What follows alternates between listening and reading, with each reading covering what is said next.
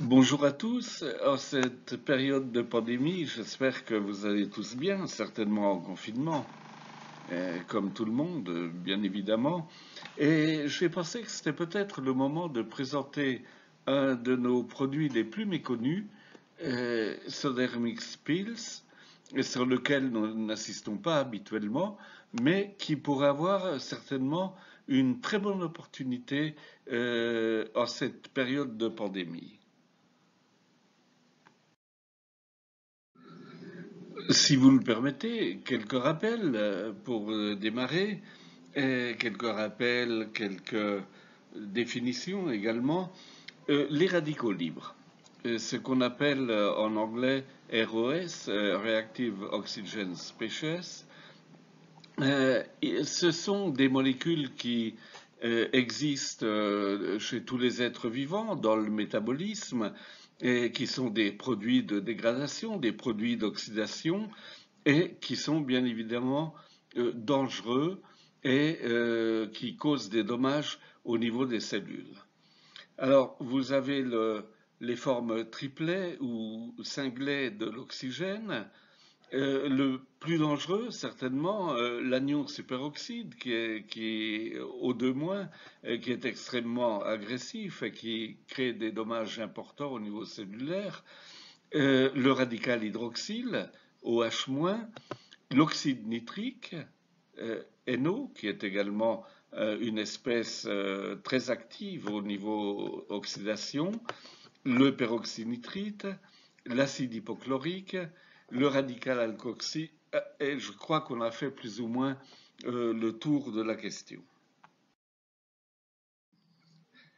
Lorsque nous parlions du danger de l'anion superoxyde, il est assez important. Nous avons un très bon exemple avec la réaction de Fenton, qui n'a rien de nouveau. La réaction de Fenton, elle a été publiée à la fin du 19e siècle, donc c'est quelque chose de bien connu. Et vous voyez sur cette réaction que l'anion superoxyde est capable de réagir avec le fer ferrique, le fer qui a 3 cations, et dans ce cas-là, on obtient de l'oxygène et du fer ferreux. Jusque-là, rien d'extraordinaire. L'oxygène ne présente absolument aucun danger pour les cellules, bien au contraire. Mais le problème est le suivant. Lorsque le fer ferreux va se trouver en présence d'un autre élément oxydant qui n'est pas un radical libre, mais c'est un élément oxydant cytotoxique, le peroxyde d'hydrogène, à ce moment-là, le fer ferreux va se transformer en fer ferrique et en deux molécules de OH. Et là, nous aurons un problème parce que le fer ferrique ne sera plus capable de transporter l'oxygène. Et notamment, c'est vrai, au niveau de l'hémoglobine. De la chimie, passons maintenant à la biologie cellulaire. Et parlons de la mitochondrie, qui est certainement l'élément essentiel dans chaque cellule. Quel est le rôle de la mitochondrie? C'est de produire de l'énergie dont la cellule va avoir besoin pour remplir les fonctions qui lui sont dévolues. Que va-t-elle nécessiter, la mitochondrie? Des nutriments, bien évidemment, des protéines, et de l'oxygène. Ça, c'est certainement l'élément le plus important, de manière à pouvoir produire cette énergie dont la cellule a impérativement besoin, sous peine, sans énergie, de ne pouvoir fonctionner et de ne pouvoir assurer son rôle. Comme nous l'avons dit, le rôle de la mitochondrie, qui est rôle essentiel dans la cellule, va être d'apporter de l'énergie à cette cellule. Et c'est en quelque sorte un petit peu comme le moteur dans une voiture. Et pour cela, il va falloir, nous l'avons dit, pour produire cette énergie, des réactions d'oxydation, c'est-à-dire donner des électrons, des réactions de réduction, recevoir ces électrons, les absorber. C'est en fait comme un mécanisme de combustion qui a lieu dans le moteur de la voiture. Et le problème, et nous allons le voir dans la diapositive suivante, c'est qu'il en résulte une certaine pollution, comme lorsque nous prenons la voiture, nous nous rendons dans la rue, et nous créons un smog oxydatif, une composante de la pollution atmosphérique, et au niveau cellulaire, il en est de même. Ce smog oxydatif de la mitochondrie dont nous parlions, cette sorte de pollution intracellulaire, est en fait un mécanisme oxydatif, c'est un mécanisme lié au métabolisme de l'oxygène dans la cellule et dans la mitochondrie avec la production de radicaux libres. Globalement, que se passe-t-il si l'on rajoute un électron à un atome d'oxygène? On va obtenir le radical superoxyde. On se souvient très bien que c'est certainement le plus nocif au niveau cellulaire. Avec 2 électrons, on obtient non pas un radical, mais un oxydant cytotoxique, qui est le peroxyde d'hydrogène, et avec 3 électrons, on obtient un radical hydroxyle et une molécule d'eau qui, elle, ne présente en elle-même aucun problème, mais par contre, le radical hydroxyle est également un problème, un danger au niveau cellulaire. Comme nous l'avons vu, le métabolisme mitochondrial donne lieu à la production de toute une série de radicaux libres, et les choses ne peuvent en rester là, bien évidemment, parce qu'on aurait un stress oxydatif permanent au niveau cellulaire qui ne permettrait pas la vie de la cellule.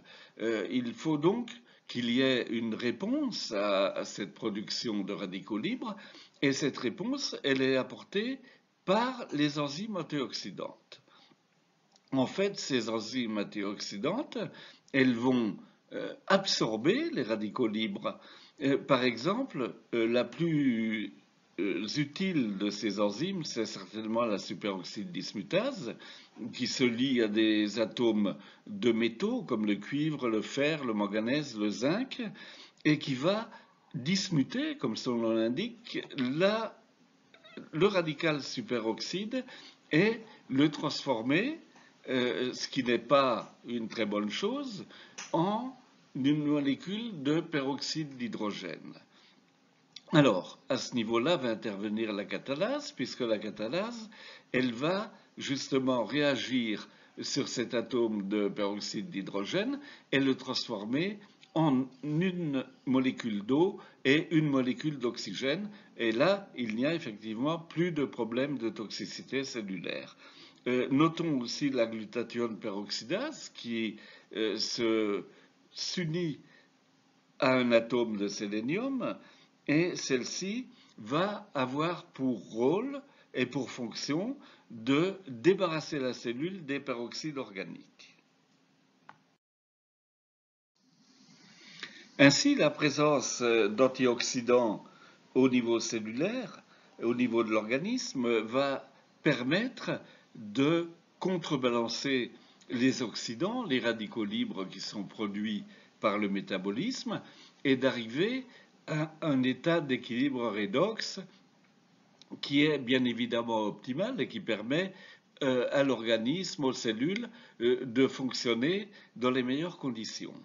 Toutefois, lorsque l'on est en présence d'un déficit d'antioxydants, et ça peut être le cas lors d'une maladie, lors d'un affaiblissement de l'organisme, et de manière plus générale lors du vieillissement, eh bien à ce moment-là, on aura un déséquilibre en faveur des oxydants et on va aboutir à un stress oxydatif. Dans ce diagramme, qui peut paraître un peu aride, on voit que l'oxygène au niveau cellulaire va être transformé par les oxydases en radical superoxyde. Et là, si ce radical superoxyde persiste, on va avoir la formation d'acide nitrique et également de peroxynitrite. Par contre, c'est là que doit intervenir la superoxyde dismutase, et ce qu'elle va donner par cette réaction de dismutation, ce sont des molécules de peroxyde d'hydrogène. Et là intervient la catalase, d'une part, qui va transformer ces molécules de peroxyde d'hydrogène en molécules d'eau et d'oxygène, qui sont tout à fait sans danger pour la cellule, faute de quoi, si on laissait persister ces molécules de peroxyde d'hydrogène, on aurait la création de radicaux hydroxyles. Et de la même manière, la glutathione peroxydase va intervenir à ce niveau de manière à réduire la molécule de peroxyde d'hydrogène et la transformer en une molécule d'eau.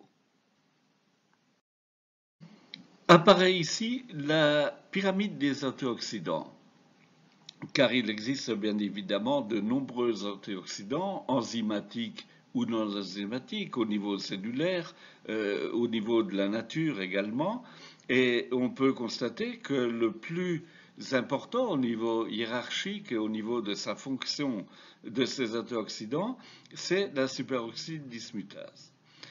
Suivent deux autres oxydants enzymatiques, la catalase et la glutathione peroxydase, puis le coenzyme Q10, et ensuite des antioxydants non enzymatiques comme la glutathione, et ensuite les caroténoïdes, l'alpha-tocophérol, qui est la vitamine E, liposoluble, l'acide ascorbique ou vitamine C, hydrosoluble, les flavonoïdes, la vitamine A, le lycopène, la biotine, et ensuite toute une foule d'oligoéléments et de protéines, des oligoéléments importants tels que le sélénium, le zinc, le cuivre, le manganèse, mais aussi des polyphénols qui sont de très intéressantes molécules au niveau antioxydante et que l'on trouve au niveau de la nature, par exemple dans le raisin ou dans le thé vert.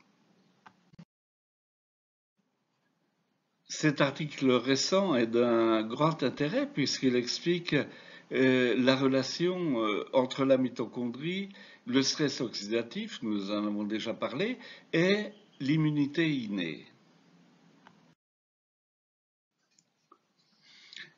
Cette figure détaille le mécanisme de l'activation qui est due aux mitochondries de l'immunité innée.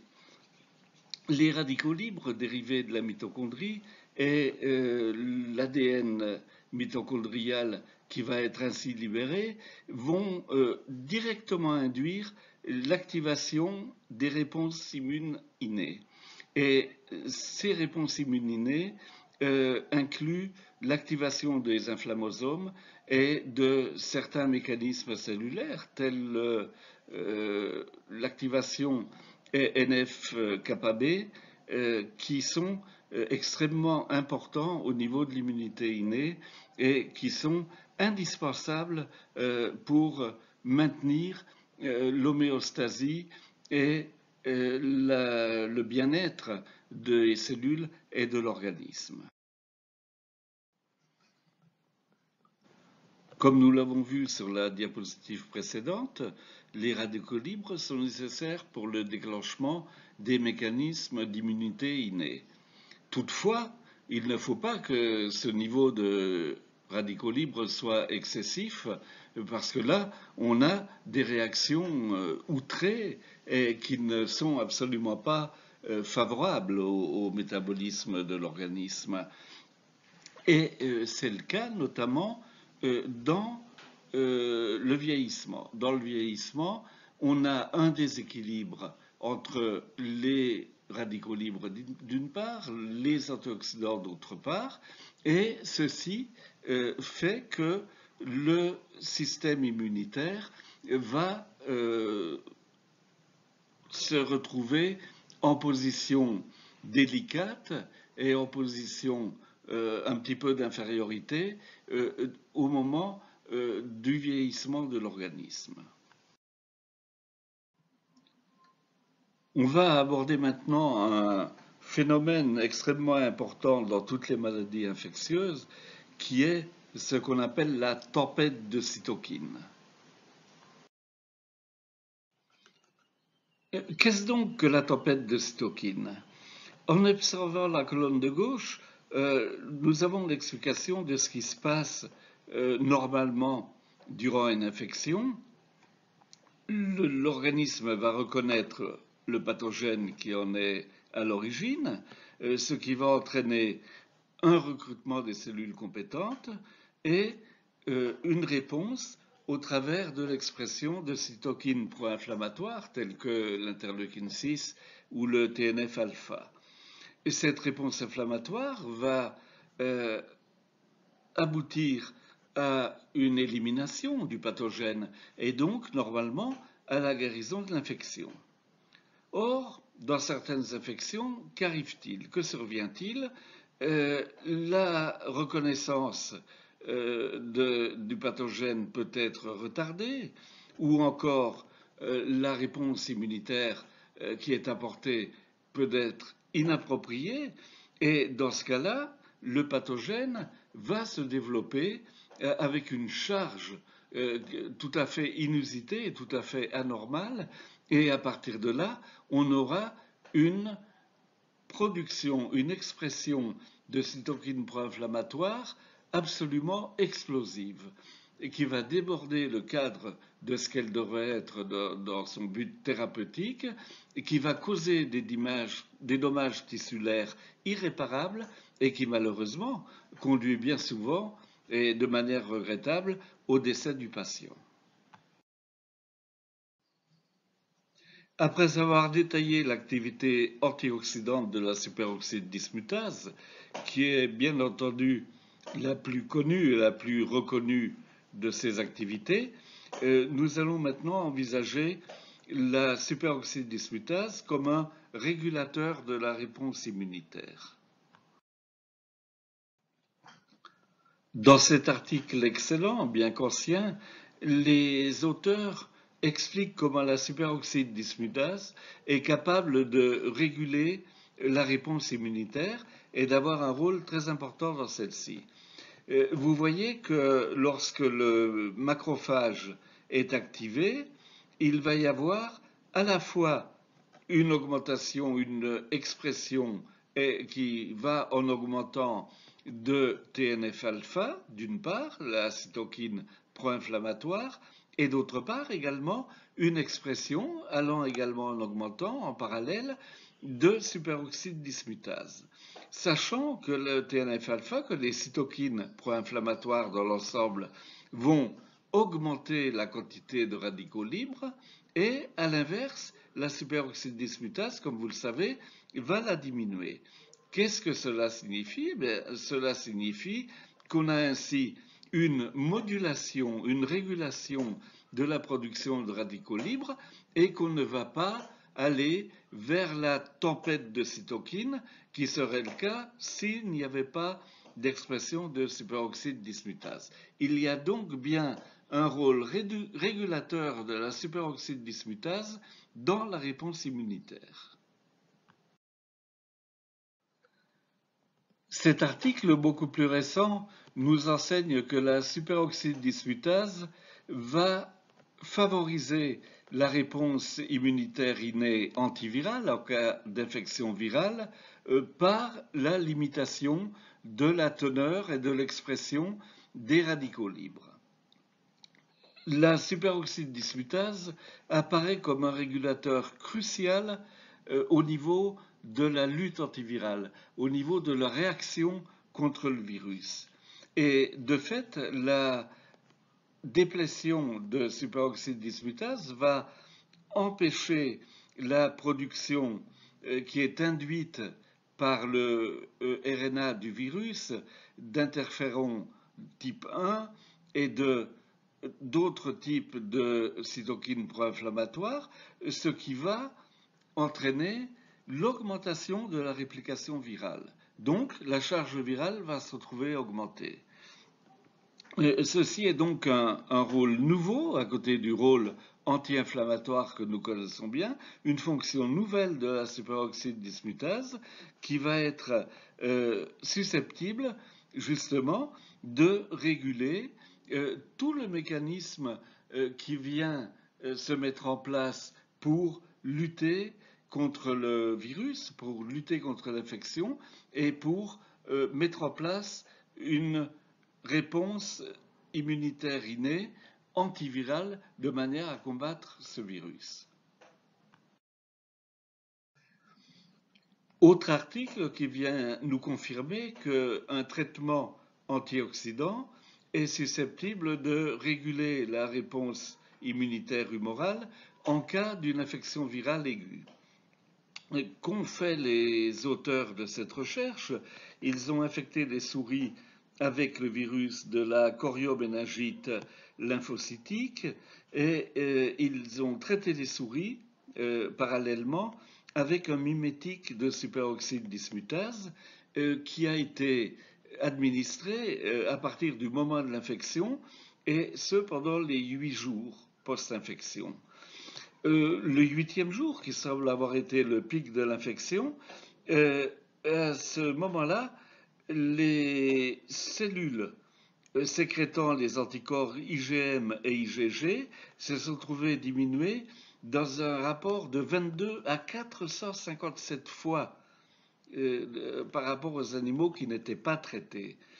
C'est énorme, ce résultat est considérable et parallèlement à ce décroissement du nombre de cellules, eh bien, les animaux qui ont reçu le traitement avaient le même type de diminution au niveau du nombre de cellules de T CD4+, qui sont spécifiques de cette infection virale. Et si, outre ses propriétés antioxydantes et ses propriétés régulatrices de l'immunité innée, la superoxyde dismutase se comportait comme un antiviral?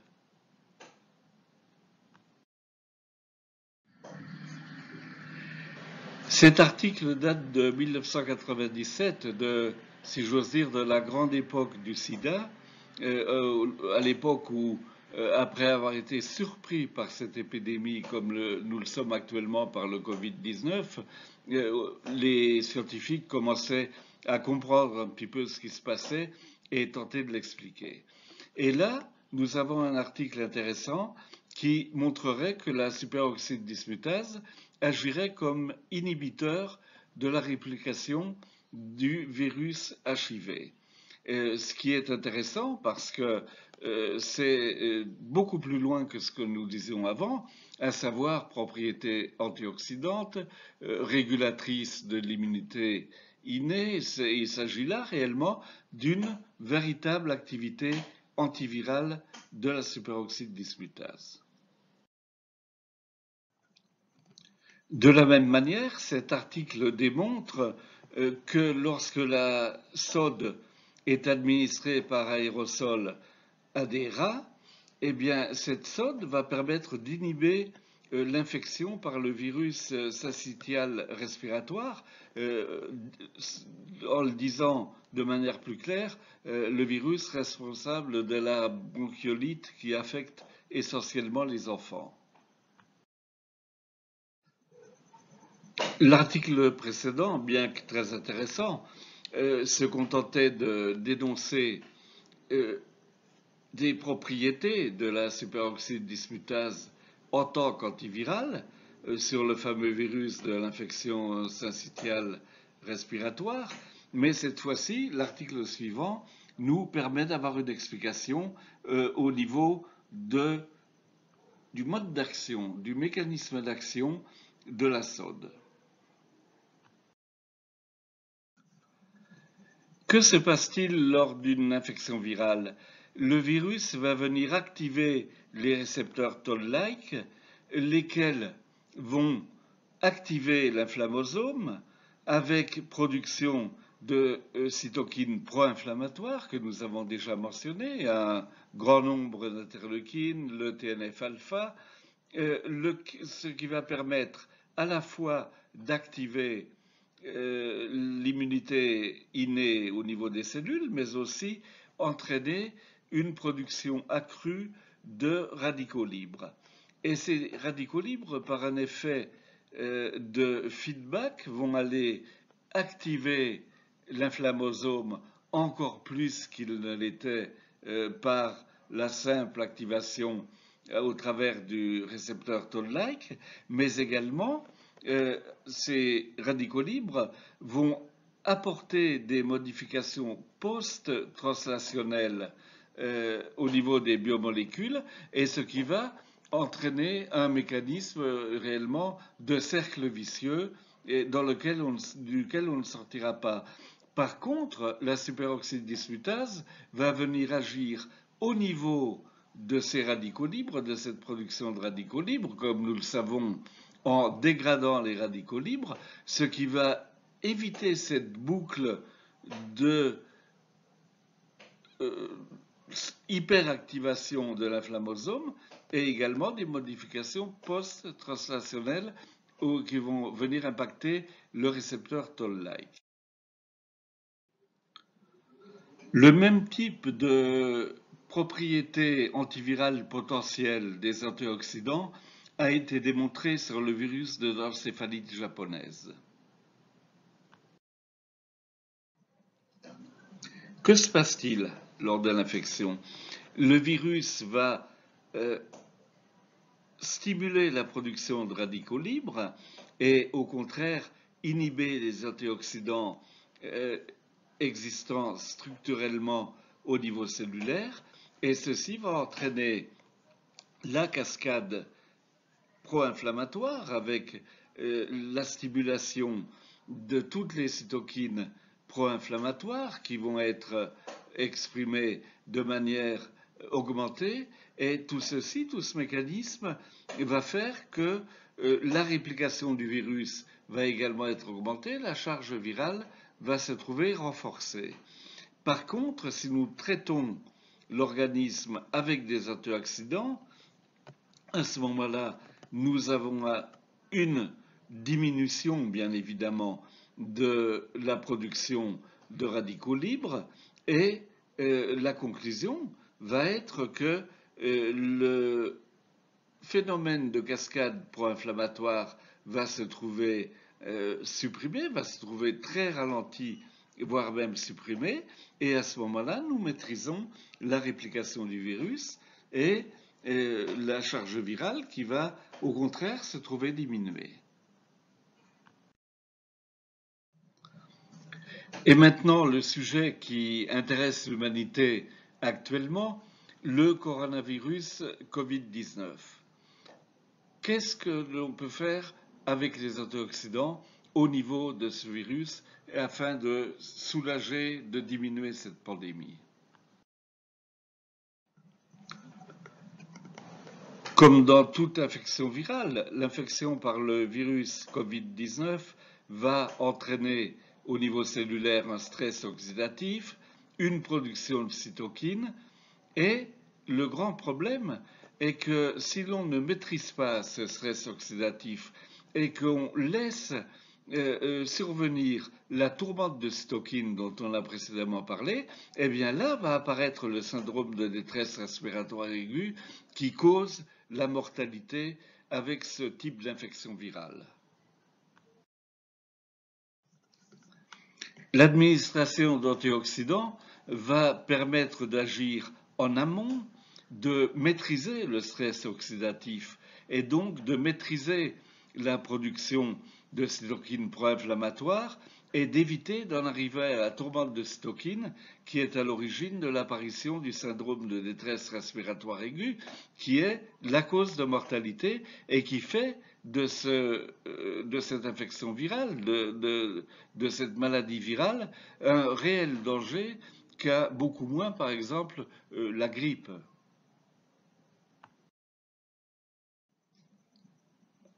Si l'infection par le Covid-19 est nouvelle, le syndrome de détresse respiratoire aiguë, par contre, ne l'est pas.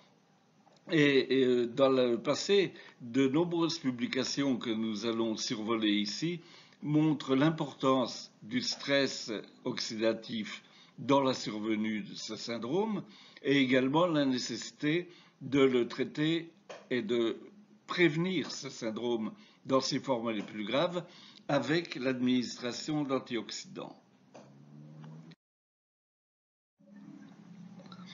Une autre étude démontrant l'importance de l'activité des radicaux libres, du stress oxydatif dans le développement du syndrome de détresse respiratoire aiguë. De même, vous pouvez constater que les publications sur ce thème sont nombreuses et vont toutes vers la même conclusion.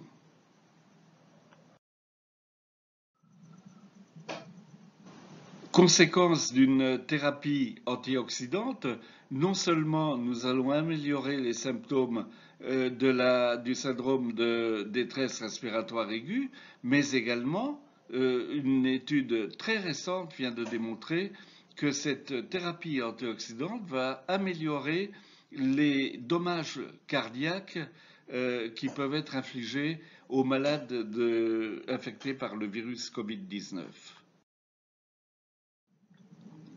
Enfin, et ce n'est pas le moins important, le fameux CDC, Center for Disease Control, qui contrôle les maladies infectieuses au niveau mondial, vient de rédiger une recommandation demandant de s'appuyer sur des traitements antioxydants de manière à prévenir et à éviter le développement et les complications de l'infection par le virus Covid-19.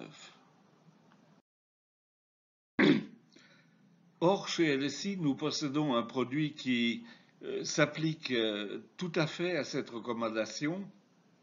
Il s'agit de Sodernix Pills, qui représente une forme orale de superoxyde dismutase.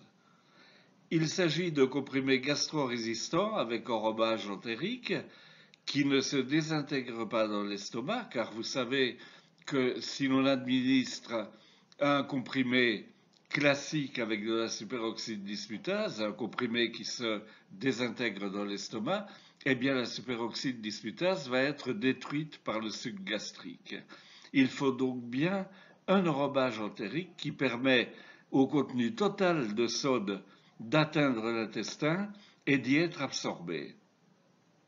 Ces comprimés sont dosés à 250 unités internationales de superoxyde dismutase et ils conviennent aux patients souffrant de maladies cœliaques dans la mesure où il n'y a absolument aucun dérivé de gluten dans la composition de ces comprimés. Sodernix Pills, c'est donc une réponse potentielle dans l'infection par le coronavirus Covid-19, tant au niveau de la prévention que de l'atténuation des symptômes de la maladie.